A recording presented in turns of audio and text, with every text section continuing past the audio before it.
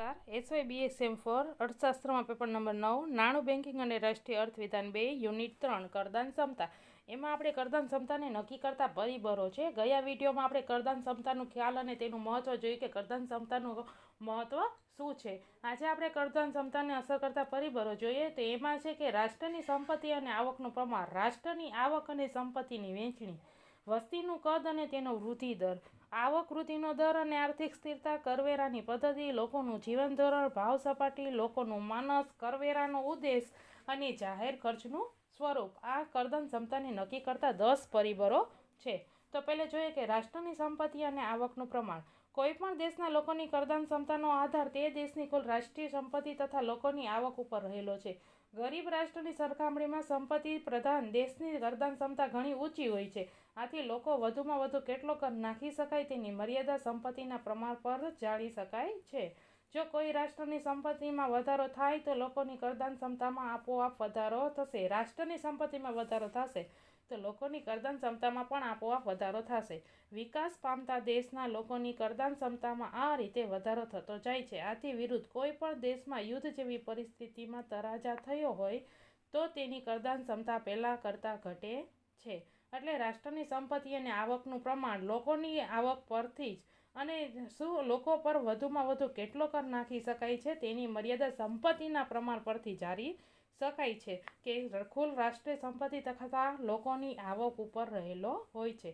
પછી રાષ્ટ્રીયની આવક અને સંપત્તિની વહેંચણી. કરદાન ક્ષમતાના કુલ સંપત્તિના પ્રમાણ પર આધાર રાખે છે કે એ વાત સાચી છે, પરંતુ આ સંપત્તિની વહેંચણી સમાજના જુદા જુદા વર્ગો વચ્ચે કેવી રીતે થાય છે તેના પર કરદાન ક્ષમતાનો આધાર રહેલો છે. કે કુલ સંપત્તિ પહેલાંના જેટલી છે રહી અને તેની વહેંચણીમાં ફેરફાર થાય તો કરદાન ક્ષમતા બદલાય છે. જેમ કોઈ એક સમાજમાં આવક અને સંપત્તિની વહેંચણી વધુ સમાન તેમ સમાજની કરદાન ક્ષમતા ઓછી રહેવાની છે.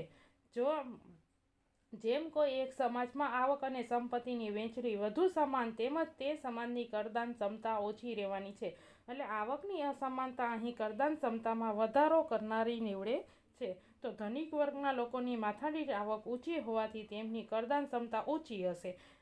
એ પણ યાદ રાખવું જરૂરી છે કે ઊંચી કરદાન ક્ષમતા જાળવી રાખવા સમાજમાં આવકની અસમાનતા હોવી જોઈએ એમ કહી શકાય નહીં. કે આધુનિક રાજ્યોમાં આ પ્રકારના તર્કનો સ્વીકાર કરતા નથી. પછી છે વસ્તીનું કદ અને તેનો વૃદ્ધિ દર. કોઈ એક રાષ્ટ્રની કુલ જનસંખ્યા તથા વયમર્યાદાનું બંધારણ પર કરદાન ક્ષમતાને અસર કરે છે. એમ માનવામાં આવે છે કે જેમ જનસંખ્યા વધુ તેમ કરદાન ક્ષમતા વધુ, જેમ જનસંખ્યા વધુ એમ કરદાન ક્ષમતા વધુ. પરંતુ જનસંખ્યાનો વિચાર રાષ્ટ્રીય આવક અને સંપત્તિના સંદર્ભમાં કરવો જોઈએ. જો વસ્તીમાં સતત વધારો થતો રહે તો રાષ્ટ્રીય સંપત્તિ તથા આવક પહેલાંના જેટલી જ રહે તો કરદાન ક્ષમતા ઘટશે.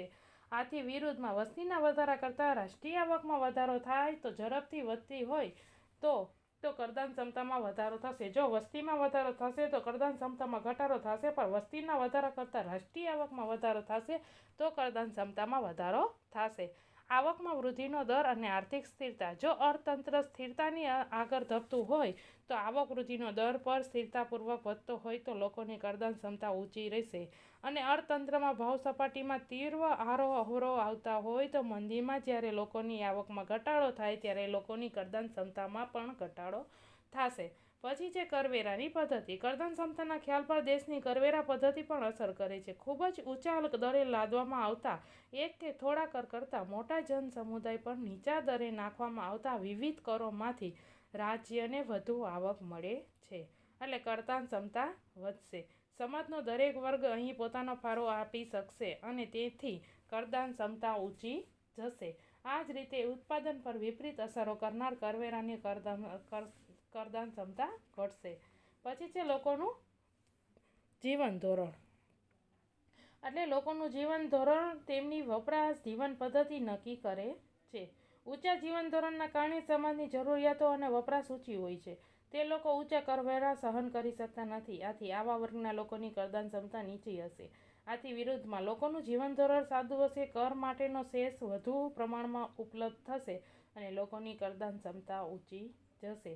પછી છે ભાવ સપાટી. અર્થતંત્રમાં જો ભાવ ધોરણો ઊંચા હોય તો વ્યક્તિ પાસે શેષ બચતો રહેતી નથી અને તેથી લોકોની કરદાન ક્ષમતા નીચી જશે. જો ભાવ સપાટી સ્થિર વ્યાજબી કહી શકાય એટલી નીચી સપાટીએ હોય તો લોકોની ઊંચી આવક જળવાઈ રહેશે, તેટલે અંશે કરદાન ક્ષમતા ઊંચી જશે. લોકોનું માનસ કર પ્રત્યે લોકોનું માનસિક વલણ કેવું હશે તેની પર કરદાન ક્ષમતાનો આધાર રહેલો છે. જે દેશોમાં લોકશાહી સ્વરૂપની સરકારો હોય ત્યાંના લોકો પોતાના કલ્યાણમાં વધારો કરવા, આર્થિક વિકાસને વધુ ઝડપી બનાવવા, વધુ ત્યાગ અને ભોગ આપવા તૈયાર હોય છે. ઊંચી રાષ્ટ્ર ભાવના ધરાવતા લોકો કટોકટીમાં વધુ કરવેરા ચૂકવી રાજ્યોની આવક વધારી શકશે. આથી વિરુદ્ધમાં જો દેશમાં સરમુખત્યારશાહી હશે તો સ્વરૂપની સરકાર હોય તો લોકો વધુ કરવેરા ચૂકવવા માનસિક રીતે તૈયાર હોતા નથી. કરવેરાનો ઉદ્દેશ શું હોય છે કે સરકાર કર દ્વારા જે આવક મેળવે છે તેનો ઉપયોગ કયા હેતુ માટે સમાજમાં કરવામાં આવે છે તેના પર કરદાન ક્ષમતાનો ખ્યાલ આધારિત છે. જો જાહેર ખર્ચને પરિણામે ઉત્પાદન તેમજ સંપત્તિમાં વધારો થાય તો કરદાન ક્ષમતા વધે છે. જો કરના નાણાંનો ઉપયોગ સરકાર ઉત્પાદકીય હેતુઓ સિદ્ધ કરવા પાછળ ન કરતી હોય તો લોકોની કરદાન ક્ષમતામાં આખરે ઘટાડો થશે અને સરકારના જાહેર ખર્ચના પરિણામે સમાજની મોટા ભાગની વ્યક્તિઓની વાસ્તવિક આવકમાં વધારો થાય. પરિણામે વ્યક્તિ પહેલા કરતાં વધુ કર ભરવા શક્તિમાન બને છે.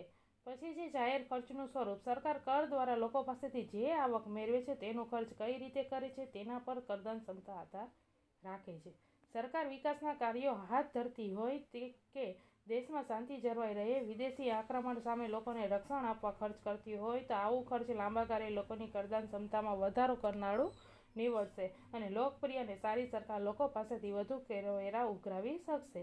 આમ કરદાન ક્ષમતાનો આધાર ઉપર મુજબ અનેક પરિબળો જેવા કે રાજકીય સ્થિરતા, સરકારની જાહેર ખર્ચની નીતિ, લોકોના માનસિક વલણો, દેશપ્રેમ વગેરે પર રહેલો છે. તો આપણે કરદાન ક્ષમતા ને અસર કરતા પરિબળો જોયા કે રાષ્ટ્રની સંપત્તિ અને આવકનું પ્રમાણ કેવું હોવું જોઈએ, રાષ્ટ્રીય આવક અને સંપત્તિનું પ્રમાણ કેવું હોવું જોઈએ, વસ્તીનું કદ અને તેનો વૃદ્ધિદર કેવો હોવો જોઈએ, આવકનો વૃદ્ધિદર અને આર્થિક સ્થિરતા કેવી હોવી જોઈએ, કરવેરાની પદ્ધતિ કેવી હોવી જોઈએ, લોકોનું જીવન ધોરણ કેવું હોવું જોઈએ, ભાવ સપાટી કેવી હોવી જોઈએ, લોકોનું માનસ, કરવેરાનો ઉદ્દેશ ને જાહેર ખર્ચનું સ્વરૂપ પણ કરદાન ક્ષમતામાં કેવું હોવું જોઈએ. હવે આગળનો અભ્યાસ આપણે નેક્સ્ટ વિડીયોમાં જોશી. Thank you.